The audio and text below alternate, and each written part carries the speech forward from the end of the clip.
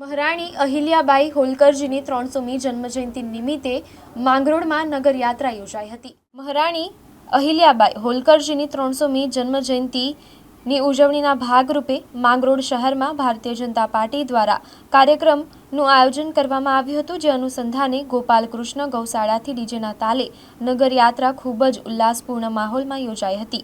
આ પ્રસંગે માંગરોળ ધારાસભ્ય, કેશોદ ધારાસભ્ય, નગરપાલિકા પ્રમુખ સહિત શહેર અને તાલુકાના ભાજપ આગેવાનો, નગરપાલિકા સભ્યો અને બહોળી સંખ્યામાં કાર્યકરો ઉપસ્થિત રહ્યા હતા।